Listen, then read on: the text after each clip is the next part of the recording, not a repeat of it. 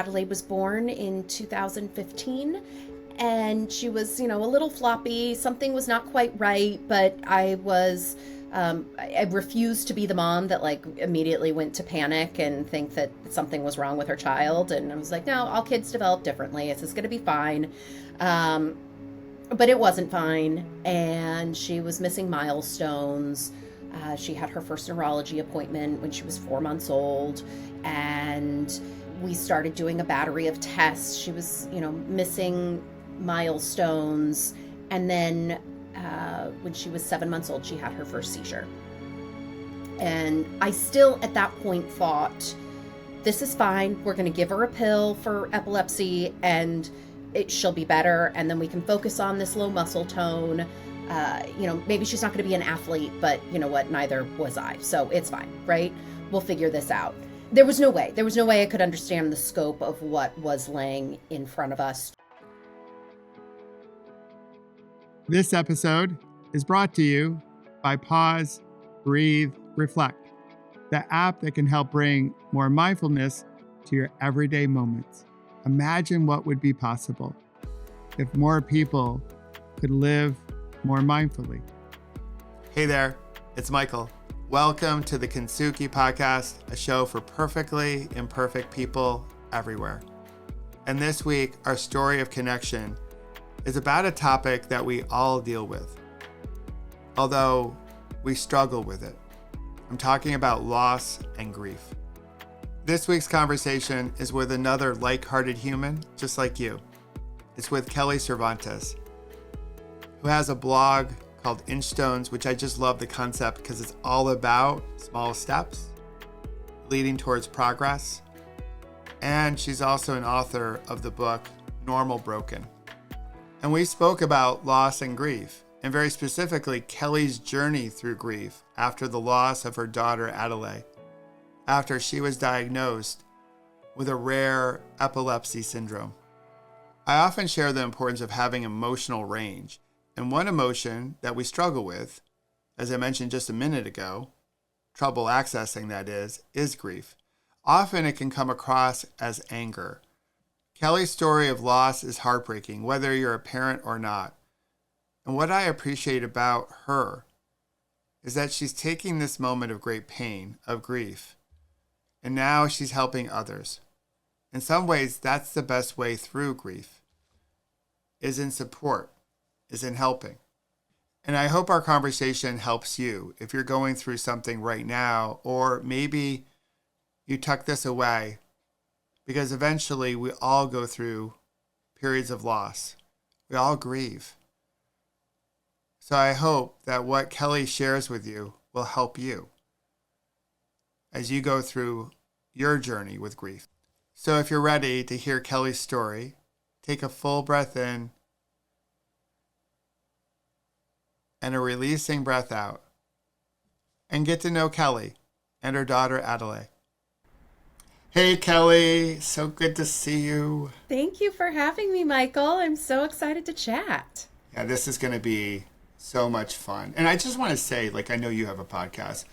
And for people out there listening, when it comes to podcasts, the first part of a podcast around the whole, hey, how you doing? We've already talked for a few minutes beforehand, and we got to stop the natural flow of the conversation and hit record. And then it becomes this sort of authentic, inauthentic. Hey, how you doing? Because we've already covered that. Exactly. We should record. Maybe we should start recording from the beginning. From the very beginning, when we first come in, and be because that's a little bit more natural than all right, now we're going to stop, and then we're going to pretend that we haven't talked at all, and then start the conversation. See, Dad, those acting classes are coming in handy. Absolutely. So which just proves the point that the first 5 seconds of every conversation is the most awkward, and then once we get through that, then we're going to get into it. So, how is life treating you today? As we start? Life is treating me pretty well. The sun is out. The kids are at school. Oh my goodness! Thank goodness. Yes, school's back, right? Oh, it's such a relief when you. So I work from home as a writer and advocate, and so if my children are home, they are in my office. I have to force them out. So This is good. And actually, my husband is an actor, though not in a show right now, and he is also out of the house. It's very quiet. It's wow, it's very peaceful. yes. I mean, I have Nice. both of my dogs on either side of me, so they can always cause a small amount of chaos, but they're manageable compared to the rest of my family. Dogs are a little bit easier from time to time. What kind of dogs do you have? I have a 15-year-old cockapoo and a 3-year-old Bernese poodle mutt mix. She's beautiful, but she's bizarre looking. She actually kind of looks like a dachshund Bernese, Oh, not wow. necessarily like a Bernedoodle, which technically I suppose that she is. She's a pain in the ass. Thank goodness my son is obsessed with her. That's pretty awesome. We have three dogs and 2 cats here. Oh wow, you have a menagerie. 15 and a half year old, a 14 and a half year old, and then an 18-month-old puppy. Oh. 2 cats. So yeah, so we have it all. Yeah. We love our animals. So, and it's Yeah. isn't it good though when the kids, we love our kids, and we'll Yes. get into kids here in a bit. But for us living in New Jersey, I think there is a little bit of jealousy when we hear from other parts of the country where their kids have gone back to school like in August, and we're like, how do we get some of that? Like you go south, you go to the west, and they start early. Except of course, what they I'll finish up say- early. Yeah, they're done at the end of May. I would much prefer our school year where, my kids go until the 3rd week of June, but we have all of August. To me, August is still summer. So I Yes. appreciate summer being July and August because I don't feel like you sense like the shifting of the seasons. I feel like it is getting, it's taking longer for it to get warmer, and then the hotter weather is lasting longer. I'm like, no. If I'm going to the beach in the Northeast or like Lake Michigan, I need to do that in August. I can't do it in June. Absolutely, because you can't go into the water in June. It's way too cold, unless you're totally into cold plunging. And Yeah, I think that's no. just, no, like I don't get that. Like I think people want to like it, but don't really like it. I think they're just Extreme. I don't even know. Yes, extreme, looking for the health benefits. I applaud them. It is not for me. Give me a Absolutely. scalding hot shower Give me- where my skin is peeling off any day. Absolutely, like there's steam in the bathroom.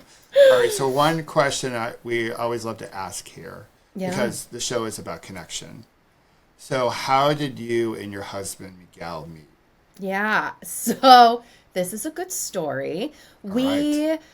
So as I mentioned, my husband is an actor, and I used to be once upon a time about 12 lifetimes ago. And he did a children's theater show with my roommate, Jeff. And it was a kid's show. My roommate was playing a dog, and Miguel was playing a 7-year-old boy, the dog's owner. And my roommate Jeff had been like, you have to meet this guy. I think you'd really like him.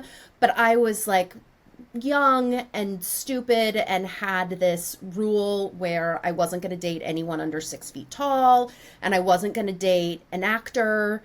I had some other rules. I can't remember what they are now. Anyway, Miguel is the same height as me. He is 5'6", and he is very much an actor.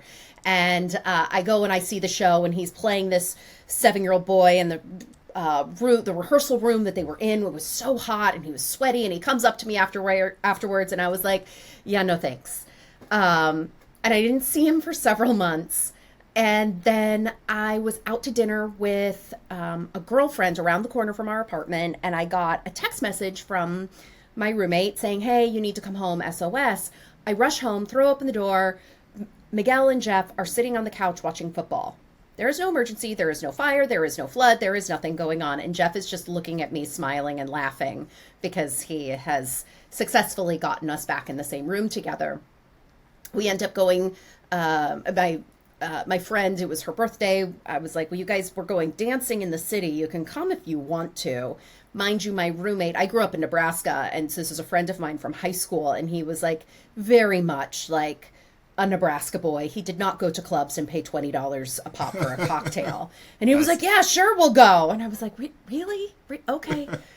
And Miguel was like, okay, why not? And so Why not? We're going clubbing. We go, and Miguel, it turns out, is a phenomenal dancer.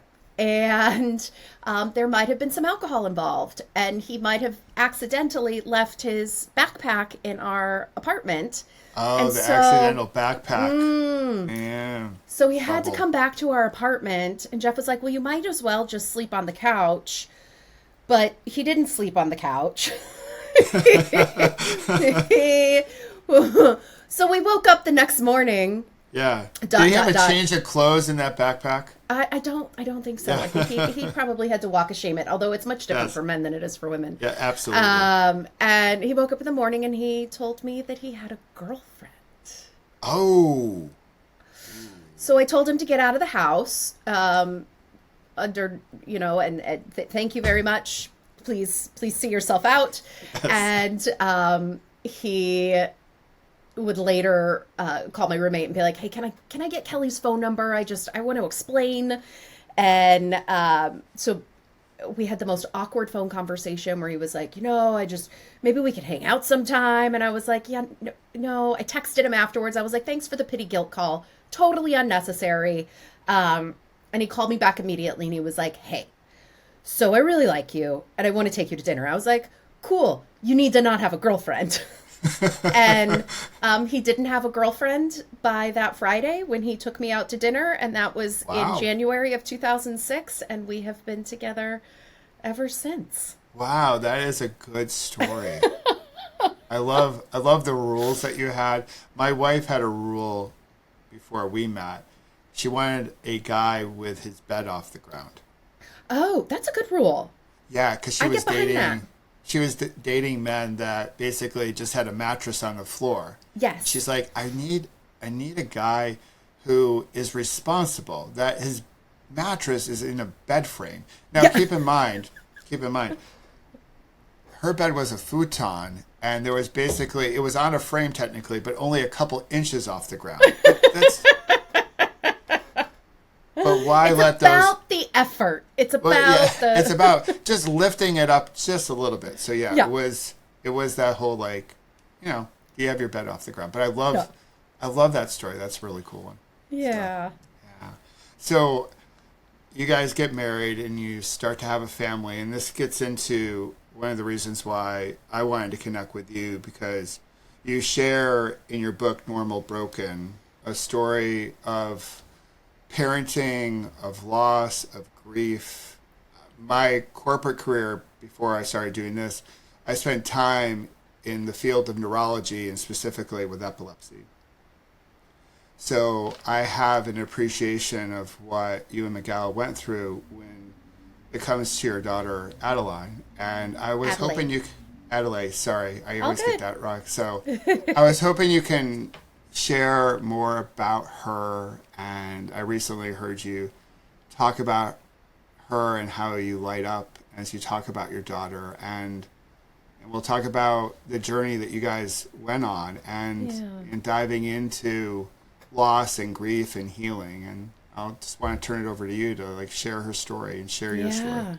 It's such a funny thing. People always, after I'm up on stage or talking to someone about her, they're like, I think it's so amazing that you can talk about her. And I love talking about Adelaide. There are a few things that I love to talk about more. And it's always so fascinating to me. And maybe it's because of the healing that I've done and the work that I've done. And so I probably need to give myself a little more credit. But I do. She does light me up. And I love to talk about her and think about her and share her with people. So she's was our second child. We had a son, Jackson. And Adelaide was born in 2015. And she was, a little floppy. Something was not quite right, but I refused to be the mom that immediately went to panic and think that something was wrong with her child. And I was like, no, all kids develop differently. This is going to be fine. But it wasn't fine. And she was missing milestones. She had her first neurology appointment when she was 4 months old. And we started doing a battery of tests. She was, missing milestones. And then when she was 7 months old, she had her first seizure. And I still, at that point, thought, this is fine. We're going to give her a pill for epilepsy and she'll be better. And then we can focus on this low muscle tone. Maybe she's not going to be an athlete, but you know what? Neither was I. So it's fine, right? We'll figure this out. I didn't understand. There was no way I could understand the scope of what was laying in front of us. 2 months later, her seizures got worse. She would be diagnosed with infantile spasms, which is a particularly devastating form of pediatric epilepsy. Her seizures over the course of her life would be intractable, meaning uncontrollable. We tried every medication. We tried to see if she was eligible for surgery. We did diets. We did implants. We did everything under the sun. I took her all over the country, and no one could get control of her seizures. And as the seizures continued, additional side effects, additional symptoms started popping up as well. When she was, it was a bit after her third birthday, we had back-to-back MRIs a few months apart, and in those MRIs they could see that there was brain atrophy, and her brain was actually shrinking. It was whatever was causing her seizures, or perhaps it was the seizures themselves, but it was causing neurodegeneration. And at this point, the doctors, there was nothing else that they could do. She was suffering, and that was really hard to see. We would bring in hospice services. A few months later, and Adelaide passed away in October of 2019, just a few days before her fourth birthday. That is sort of the clinical side of Adelaide, but the piece that I really love to share about her is just how vibrant she was. She was non-mobile and non-verbal, but that did not mean that she could not communicate with us what she wanted or what she needed. If her brother was squeezing her too tightly, she would slap him across the face. There was one time he discovered that she thought that whoopee cushions were hysterical because farts are always funny. Burps and farts are always funny. It doesn't matter. Absolutely. It doesn't matter how old you are. How old you Yep, absolutely. And our towards the end of the last year or so of her life, we had nurses in our home. Just her care got so complex, and one of the nurses discovered, she was like, when I put on Baby Shark, she starts kicking and screaming. But if I put on Frank Sinatra, she relaxes and chills and her eyes open and she takes in the world. And I was so she had excellent taste in music. She could not tolerate traditional children's music. It was Frank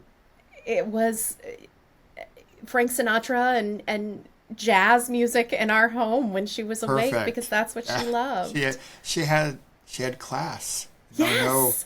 I don't want to mention any artists, but we went through them all when our girls were younger. So I love the fact that she got into the good stuff. Yeah. She was feisty and just so goofy and silly. She would hide if anyone wore white in our house, because she got so accustomed to seeing white doctor's coats, and she knew that if someone came in wearing white, that they were gonna futz with her, right? So she would, if someone came in wearing white, she would pretend like she was asleep in hopes that they would leave her alone. But she was connected to a pulse ox, so we could see her heart rate and oxygen, and so we always knew whether she was awake or asleep. But how about that? That is crazy. I'm so sorry for your loss, because when you have kids, right, as parents, when they're born, we tell ourselves, we tell them, I just want you to be happy. I want you to be healthy. Yeah. And then when your kid is suffering, as a parent, all you want to do is make the suffering go away. And so the real struggle sort of begins right in that moment of okay, what are we going to do? And Out of curiosity, I love the story behind names, but is there a reason why you named her Adelaide? Yeah, so my great grandmother was Adelaide, and I just always loved the name. Such a great name. And and then when I was pregnant with that, so I always knew that when I had a little girl, I was going to name her Adelaide because I loved the name. But it started to take on additional meaning. When I was pregnant with Adelaide, I had a dream that I was pregnant with a ladybug. And so her nickname then became our Adeladybug. And you'll see, I mean, I have ladybugs all over the house. I have a ladybug tattoo. There's a ladybug on the cover of my book. That became our symbol. Yeah. They are, and they're also they're garden warriors. They eat the aphids and keep your garden thriving, and they keep the beauty in the world. And also my great grandmother Adelaide, during the Great Depression, she had to find work. She lived in New York City, and she found work with a family, living in with a family, as a housekeeper or nanny or some combination of that, but they would not let her bring my grandmother with her. And so she had to make the excruciating decision to put my grandmother into an orphanage, so that she could have this job. And I think of the sacrifices that she made for her family and the difficult decisions that she made. And I am reminded that the women in my family come from a long line of incredibly strong mothers. That's impressive. That's so beautiful. So when I had my accident, people would come to me when I was in my recovery and said, this happened for a reason, Michael. This happened for a reason. And I was raised to be really polite. I would be like, yeah, it probably did. People would tell me that God was looking out for me that day. And I really just wanted to snap at them and say, I think God was having a muffin and a latte right before my accident. And I'm like, there are a lot of other things to be on the lookout. Like if I'm going to be God's consultant or coach, I'm like, there are about 1,001 other things to pay attention to besides me riding my bike and that Ford Explorer. But I would get that it happened for a reason. It happened for a reason. And I would love for you to share like that notion of things happening, or because I imagine a lot of people came to you and said, "Hey, Kelly, this happened for a reason." Yeah, and yeah. If you can talk a little bit more about that. And I would your perspective love of that. to. It took me a long time. I also was raised to be polite, Midwest nice, and I, for a long time, swallowed those sentiments because I understood that people were just trying to help, right? It comes from a good place. But those statements don't help.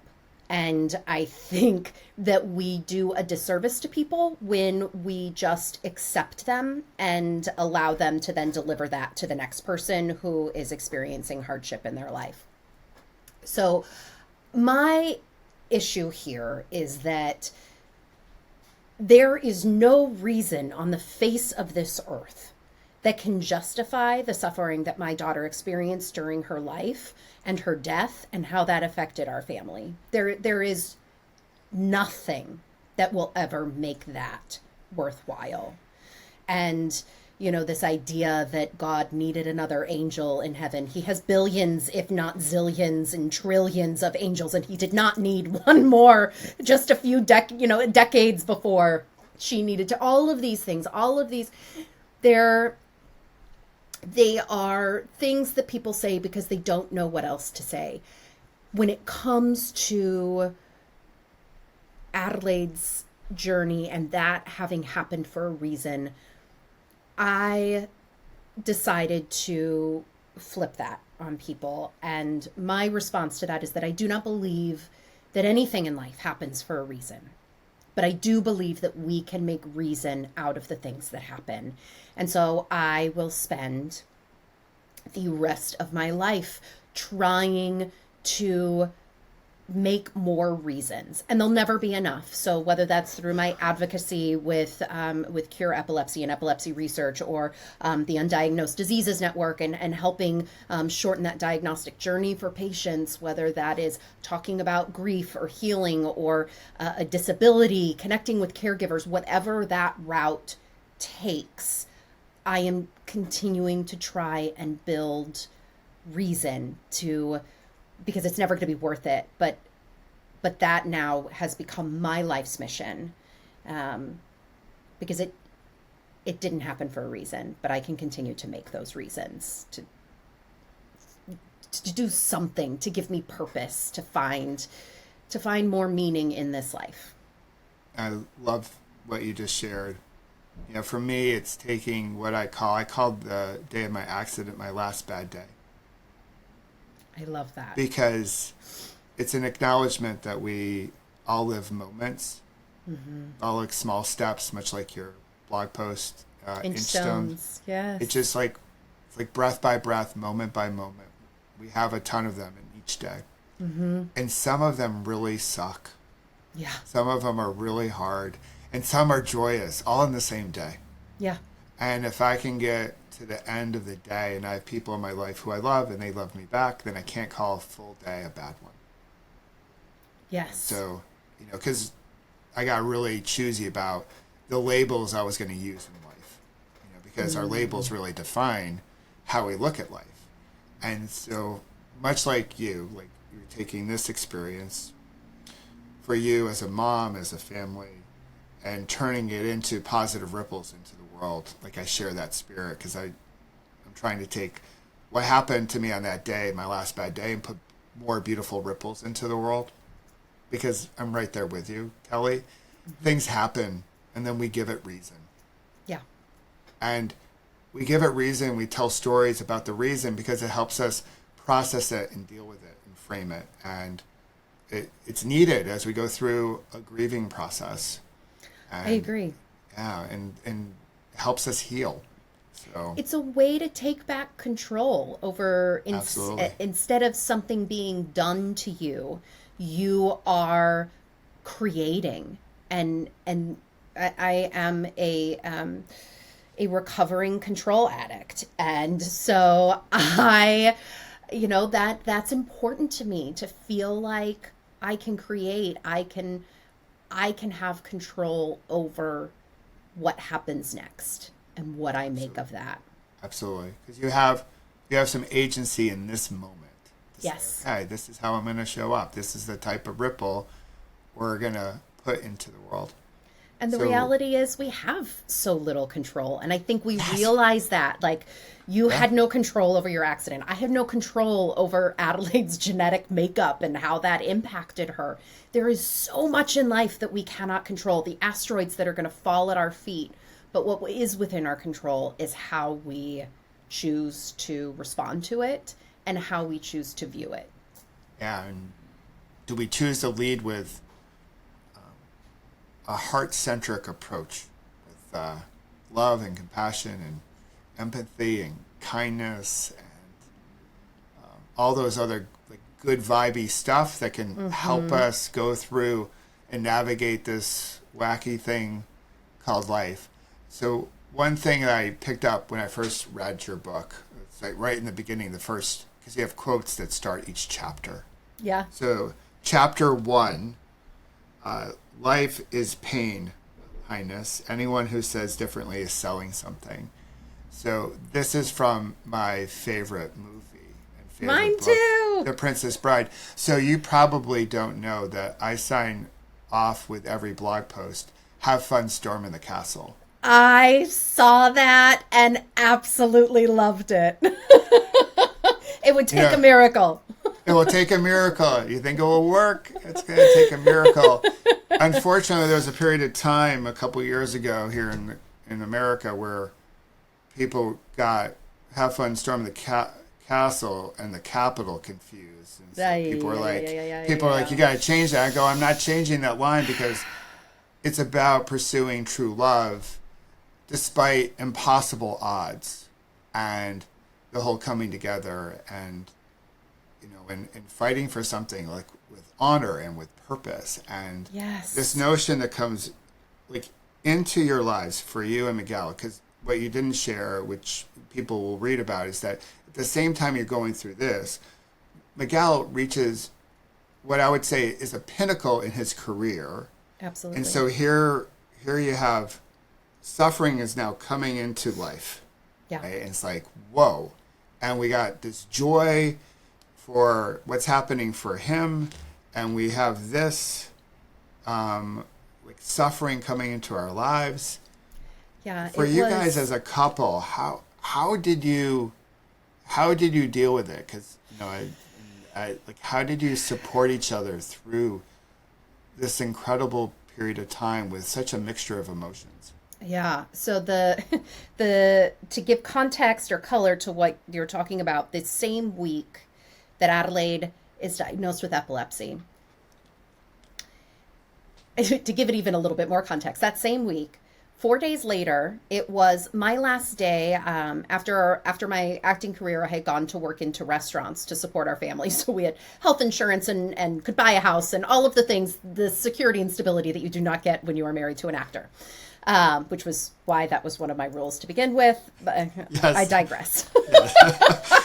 The true love powers over everything, Kelly. Doesn't it, though? Yeah. Yes. So I had gone to work in restaurants. I was selling and coordinating events for a Tom Colicchio restaurant group. It was my last day working for his restaurant group. I was going to start with a new restaurant group the following week. This was a big job, a level up in a job for me, a director level position. I was so excited. Miguel calls me while I am out to dinner with my now former colleagues and tells me that he has landed the role of Hamilton in the musical for 1 month on Broadway, and then our family is going to be moving to Chicago. Wow. Where he will open the company as the lead guy playing Hamilton in Chicago, the first production of the show outside of New York City. And in that moment, I realized, that our life had just changed exponentially. Miguel talks about it. He's like, people will ask him, what was it like when you got that phone call? And he's like, I don't know. What is it like when someone finds out that they won the lottery? Like, it is this, you realize in that moment that your life has just changed forever.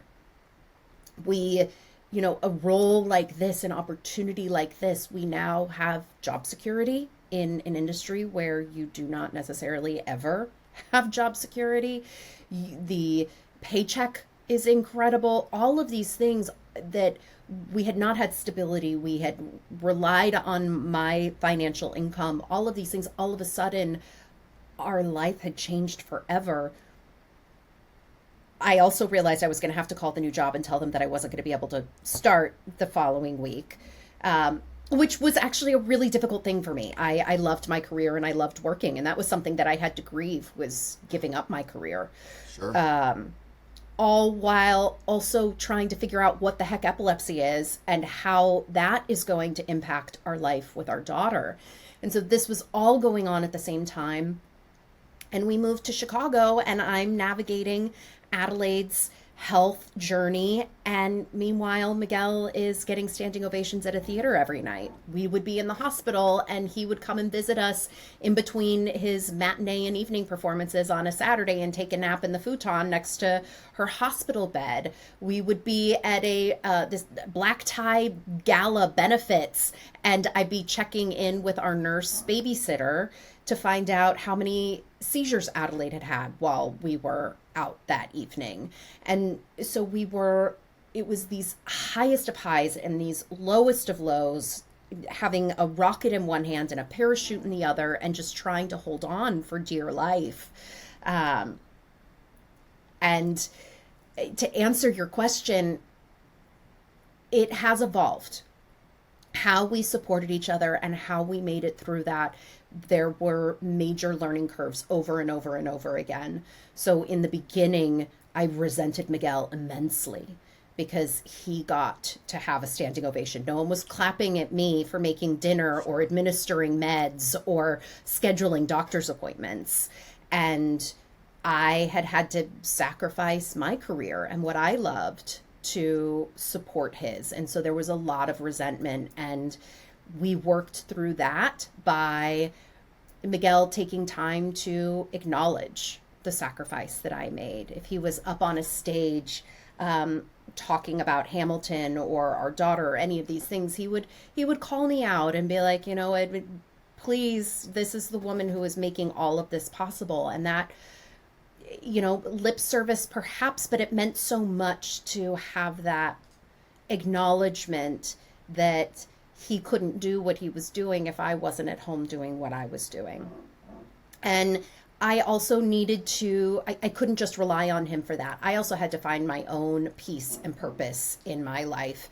And so that's when I really started doing a lot of the volunteer work and fundraising and writing, because I needed something that was mine.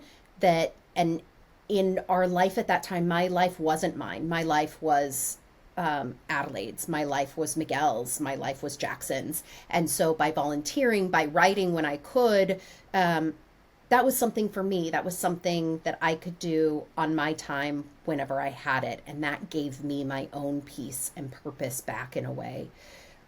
After Adelaide died, all of that shifted once again. Miguel and I, during Adelaide's life, we would have nightly check-ins once or twice a week where we would just like lay in the bed in the dark and say whatever was on our mind with one another. And, whether that was fear over Adelaide, different aspects of Adelaide's future. Was she going to need a wheelchair?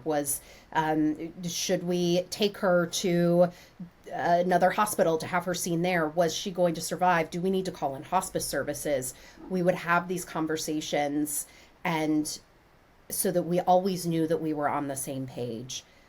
After she died, that became more difficult because we grieved drastically differently. I feel like we grieved during Adelaide's life very similarly. We grieved the life that we had envisioned for our family very similarly. After she died, we did not. I was very outward with my grief. It was explosive. I called it werewolfing, where I just didn't even know when it would come up. But we would be at a children's birthday party, and I was like, nope, I'm done. We got to go. And I would be just like hysterically bawling in the car. And Miguel, his was more controlled. It was private. He did not want to grieve in front of me. He would be walking the dog and picking up dog poop, and that was when he would cry. So we got to a place where I felt very lonely in my grief, because I felt like I was the only person in our home that was grieving because I couldn't see him grieve. And we worked through that by several different ways. One, he started telling me after the fact that he had grieved. So he'd come down for coffee in the morning, and he'd be like, last night I was grouting the shower, and I thought about how Adelaide wasn't going to live in this house with us. And so I started crying over that, and that was really hard. And so I would hug him and feel, even though I wasn't there with him in that moment, that I could still have that connection and know that he was still going through those emotions. On the other side of that, the things that I could do was, Miguel is an incredible father. He is an incredible husband. He is not an amazing comforter. That is just not one of his stronger skill sets. And so when I am upset, he can come in and sit with me for a little bit, but that is not something that he is great at. If your sink is broken and your partner can't fix it, you don't get mad at them, you call a plumber, right? Sure. So that is what I did. Instead of getting mad at him because this was just not something that he was great at, I called friends. When it came to the 1-year anniversary of Adelaide's passing, I knew that that was going to be hard. And instead of setting up a situation where I was going to be mad at Miguel because it wasn't something that we could grieve and comfort each other together, I called in my best friend from Chicago, who was also grieving and loved Adelaide and is also an outward griever. And she came in and we spent that day together. And so I could have that, and I could still spend time with Miguel, but I wasn't expecting something from him that he couldn't give. And I think that is so important and integral when we go through crises in life, to accept each other's strengths and weaknesses and not be afraid to outsource some of the things that we need. Our loved ones cannot be our end all be all. We are humans, thrive on community, so we need to use our communities. What I hear in your answer, Kelly, is one, just the need to be seen and heard. And isn't it amazing, like, how we share when the lights go out, like when in the darkness. We have some of the most beautiful conversations with our partners when we turn off the lights and we're in bed, or with our kids when it gets really scary. We sit with them in the dark. Yes. And they won't share in the light, but once we turn off the lights, we start to share and we start to hear differently. Or I find that with my son, it will be in the car and I'll be driving him somewhere. Absolutely. And so there's no eye contact, right? Like that's the big thing. It feels safer when we're not being visually judged, I suppose. Absolutely. I'm a big believer in car therapy. Yeah. Car girls. So coming up this weekend, I have a trip back home to Rochester, and my youngest will be with me. And so she's older now; she's 23, but still, we still have that parental-child relationship, and there's still moments of like, hey, what's going on? And something comes out when we're in the car. It's really wonderful. What I also heard too is the power and the need for acceptance. And as a cyclist, I use the term peloton, which is a group of cyclists in a bike race, as a metaphor for community. So as we're riding in like the Tour de France, metaphorically, we're riding with a whole bunch of people in life. And they all play different roles. And I share with others, like, sometimes we need someone in our lives, or maybe a few people, to be there in crisis or be there in comfort. And the same person doesn't play all the different roles. Like I see it as 5 roles: clarity, crisis, comfort, challenge, and celebration. And our partners may not be able to fill all 5 roles. So now we're called to find those other people that can help us in these moments, like you did with your friend in Chicago. Absolutely. I love that. I think it's completely true. And I think we put too much pressure on our romantic partners to be all 5 of those things. Yeah, and perfect in every way. I can't be everything for Miguel and he can't be everything for me. But that doesn't mean that there's anything wrong with our marriage. It doesn't make our love less than. Absolutely, yeah. And we, to your point, and you really make this point beautifully in the book, is that we all grieve differently, and it takes time. People can recite the stages of grief, and those stages are nonlinear. They're all wonky and weird and complicated, and a lot of people in our lives will want us to get over it. Like, just get over your grieving. Like, move on. Go back to normal. Are you normal yet? Are you better yet? And because they have trouble sitting next to someone who might be in discomfort. Yeah. So, again, it can be a little bit more about them than about the person they're trying to interact with. It's so much more to do with them. And it's really human, so I'm not throwing any shade or judgment. It's really human, and heck, I've been there myself. Yeah. And we don't want to be uncomfortable. No. We want the people that we love to be happy, right? Be happy, and so sometimes, like, the best thing to do is not ask, like, are you back to normal? Are you over it? But just to sit in it, to sit with them. And sometimes we sit in just silence and we just share energy to say, hey, you know what? I don't know how to solve this for you. I don't know how to fix it, but I'm in it with you. Like, this is a muddy moment in life, and I'm Because a lot of times there's nothing that you can fix. Yeah. Or you're also assuming that the person wants it to be fixed. I don't ever want my grief to go away. There's pieces of it that I want to hold on to because those are the pieces that I have left, because my grief is my love, my grief is my love. They are the same thing. And so I'm never going to stop loving my daughter. I'm never going to stop grieving her. And while in this conversation with you today, I'm so overjoyed remembering my daughter. 3 days ago, I was in bed with anxiety and missing her, and so it does fluctuate, and it does. There is a flow to it. It isn't linear, and there is no getting over it. And there is no going back to who we are. I am forever changed. I will never be the same person I was before Adelaide was born. I'm never going to be the same person that I was after, during her life.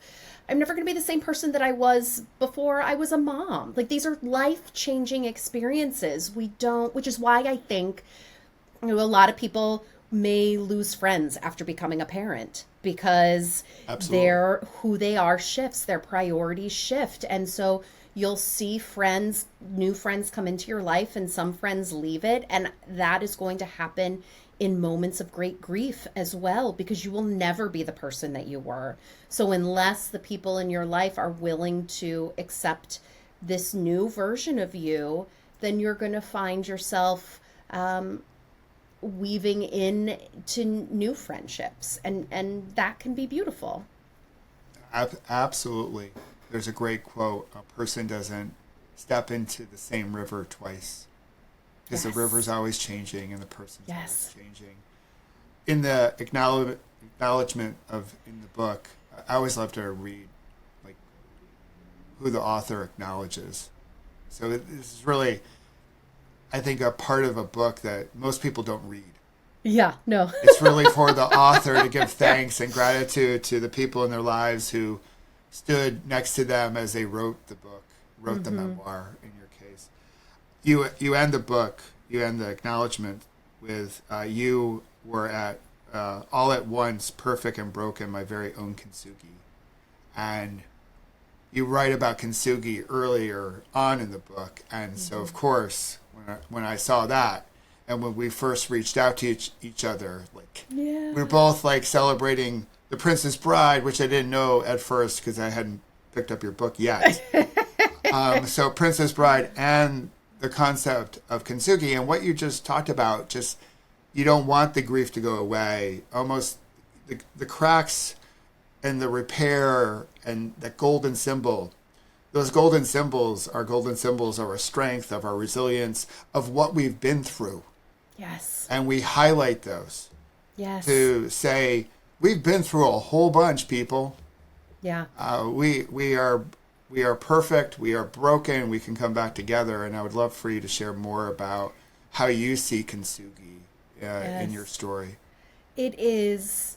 I sort of liken Kintsugi, actually, in the introduction to the book, to scars, be them physical or emotional. And instead of trying to hide those scars, I think that we can celebrate them, because I am a better person for having known and loved my daughter. I wish I was a crappier person and that she was healthy and still with me. But the truth of the matter is that I am a more empathetic, I am a more knowledgeable person on so many different topics. I am undoubtedly a better human in this world because of her. And that, to me, is the gold paste shining through in my cracks that are holding me together. I am a more beautiful person because I was shattered by her conditions, by her loss, by my grief. But the healing that we can do, and it is, make no mistake, it is an active choice to choose to heal. It is work. It is people talk about resilience, and I think it is misconstrued as just like pushing down and getting over something, whereas in reality, resilience is gritty. It is that gritty paste in between the cracks that you are pasting and layering in there. Resilience is, it is not the picture of you with the sun shining down on your face after you have like gone through your trial. It is everything before that, and everything. It is, you are continually adding grit and continually adding layers, and that is what makes Kintsugi so beautiful. That is what makes those connections mean so much, because where am I going with? Because that's what it's all about, right? It is. That's life. You go back to how we, started our conversation in the line from The Princess Bride. In life, there's basically pain. Like even Buddha was like, there's suffering in life. Sometimes the translation is like life is suffering, but it's not really that pure of a definition. But in life, there is suffering. We're going to go through stuff. That's life. We will fall down. Yes. And to your point, when we get back up again, it's not an Instagram post. Correct. We got Band-Aids. We're bruised. We got cracks. We're sore. We have no idea sometimes why we got knocked down, and we doubt ourselves if we can move forward. And maybe it's just best to like stay down. Like all of that's life. And when we open ourselves up to all of it, and we see, to your point, our scars as these beautiful symbols, then we open up to the fullness of life, and life becomes that much more richer, if you will, from the inside out. And to your point, like we'd love not to have to grieve, but we get to love, and when we get to love, we are going to grieve, because there will be times where we will lose things, things that will be lost. And if we can find a way to come to accept that part of reality, is that one of the byproducts of loving deeply with every cell of our body is that we're going to feel the pain and suffering of loss. Then we can find a way to come together and heal. And you sharing your story in the book and your blog and all the different ways that you're putting goodness into the world and sharing Adelaide's story, it's so meaningful, and it's so courageous and vulnerable for you guys as a family. I just so appreciate what you're doing. You're making the world a better place, Kelly. Thank you. I appreciate that so much. It doesn't feel courageous to me necessarily, because I know this secret that I'm just not that special, and that everyone out there is feeling something similar to me, and that I'm not unique. So in sharing it, there is this, there's a power in that, because it doesn't feel brave, because I know that someone out there is going to connect with it. And absolutely, I think the sooner that we understand that the human experience, we may each have our own little unique aspects to our human experience, but the macro human experience is shared. Yeah, we're unique, but we're not special, because we're all going through things. We're special in all of the ways that Mr. Rogers said that we were. Absolutely. Everyone gets a trophy here. Everyone gets a ribbon. You're all special. You're all unique. But at the end of the day, like, we all have the same things that we're trying to get through. And if we can be just more open about, like, what's below the water surface, the big part of our iceberg, then I think we can find a way to connect better and be like, and just share our humanity.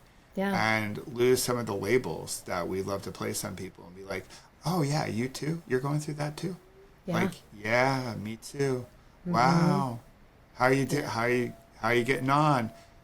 Day by day, breath by breath. Oh, me too. And then all of a sudden we have more connection in our lives. And I just, again, appreciate you coming on. I'm so glad that we have had a chance to connect. And Likewise. It's good to know another person from New Jersey, you know, and, which is a state that gets a bad rap, but it's actually it's actually a pretty cool state, and it has the best view of New York City.